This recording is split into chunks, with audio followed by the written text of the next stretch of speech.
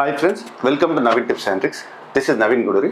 ఈరోజు మనం తెలంగాణ చరిత్రలో ఇంపార్టెంట్ టాపిక్ అయిన పండుగలు జాతరలకు సంబంధించి దానిలో భాగంగా బతుకమ్మ పండుగకు సంబంధించిన ప్రతి ఒక్క రోజుకు సంబంధించి ఎగ్జామ్లో ఎక్కువ ఫ్రీక్వెంట్గా మన క్వశ్చన్స్ అడుగుతూ ఉంటాడు. సో దీనికి సంబంధించి మ్యాచ్ ది ఫాలోయింగ్ క్వశ్చన్స్ అనేది ఎస్ఐ లాంటి ఎగ్జామ్స్లో కానీ, కానిస్టేబుల్ ఎగ్జామ్లో కానీ, గ్రూప్ 2 ఎగ్జామ్, గ్రూప్ 1 ఎగ్జామ్లో మ్యాచ్ ది ఫాలోయింగ్లో ఎక్కువ అడుగుతూ ఉంటారు. సో ఇలాంటి బతుకమ్మ పండుగకు సంబంధించిన ప్రతి ఒక్క రోజు ఇంపార్టెంట్ కాబట్టి బతుకమ్మ పండుగకు సంబంధించిన ఒక్కొక్క రోజుని ఏమంటారని చెప్పేసి క్రిద ఇప్పుడు మీకు ఎక్స్ప్లెయిన్ చేస్తుంది. ఈ ఒక్కొక్క రోజుకి సంబంధించి ఏమంటారని చెప్పేసి నేను క్రిదాని అడిగిన వెంటనే క్రిద దానికి సంబంధించి సమాధానం చెప్తా ఉంటుంది. Krida, tell me about yourself. Hi అండి, నా పేరు క్రిద నవీన్. నేను 2nd క్లాస్ చదువుతున్నాను. ఓకే క్రిద, ఈ బతుకమ్మ పండుగలకు సంబంధించి ఈ 9 రోజుల బతుకమ్మను ఏమేమంటారని చెప్పేసి ఒక్కొక్కటి చెప్పేసి. 1వ రోజు ఎంగిల పూల బతుకమ్మ. ఫస్ట్ ఏ వస్తుంది కదా, ఏ అది గుర్తుపెట్టుకోవచ్చు. 2వ రోజు అటుకుల బతుకమ్మ, 2 kgs అటుకులు అని గుర్తుపెట్టుకోండి. 3వ రోజు ముద్దపప్పు బతుకమ్మ, మోము. 4వ రోజు నానబియ్యం బతుకమ్మ, నాన్న అని గుర్తుపెట్టుకోండి.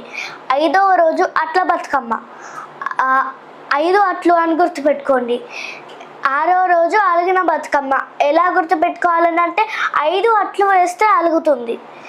7వ రోజు వేపకాయల బతుకమ్మ. ఏపాకు తెలుసు కదా, ఏపకాయలు అని గుర్తుపెట్టుకోండి. ఈ 8వ రోజు వెన్న ముద్దల బతుకమ్మ. 8 ఏన్న. 9వ రోజు Saddula Bathukamma. Very good క్రిద.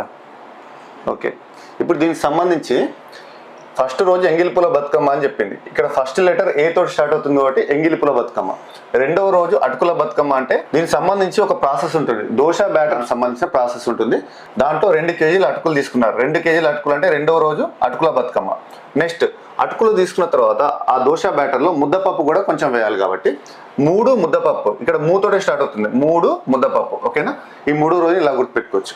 Next 4వ రోజు నానబియ్యం బతుకమ్మ. మొదటి లెటర్స్ నా అని వస్తుంది, ఇక్కడ నానబియ్యంలో కూడా నాతోటే వస్తుంది. ఇవన్నీ వేసిన తర్వాత దోశ బ్యాటర్ని నానబెట్టాల్సి వస్తుంది. సో ఇక్కడ 4వ రోజు నానబియ్యం బతుకమ్మ వస్తుంది. నెక్స్ట్ ఇవన్నీ అయిపోయిన తర్వాత అట్లు వేస్తారు. నెక్స్ట్ 5 అట్లు. ఓకేనా, 5 అట్లు అని వస్తుంది కాబట్టి ఇది కూడా మనం ఈజీగా గుర్తుపెట్టుకోవచ్చు. నెక్స్ట్ ఓన్లీ 5 అట్లే వేస్తామని చెప్పేసి 6వ రోజు అలిగిన బతుకమ్మ. 6 అలిగిన. ఓకేనా, 6 అలిగిన బతుకమ్మ. నెక్స్ట్ 7వ రోజు వేపకాయల బతుకమ్మ. 7వ రోజు ఏపకాయల బతుకమ్మ. ఏపకాయలు 7వ రోజు. ఏపకాయలు 7వ రోజు బతుకమ్మ. నెక్స్ట్ 8వ రోజు వెన్న ముద్దల బతుకమ్మ. 8 ఎన్న ముద్దల బతుకమ్మ. నెక్స్ట్ 9వ రోజు అందరికి తెలిసిందే సద్దుల బతుకమ్మ. ఇది ఇప్పటి వరకు క్రిద డైరెక్ట్ చూడకుండా మీకు అందరికీ ఈజీగా అర్థం విధంగా ట్రిక్స్ ద్వారా ఎక్స్ప్లెయిన్ చేయడం జరిగింది.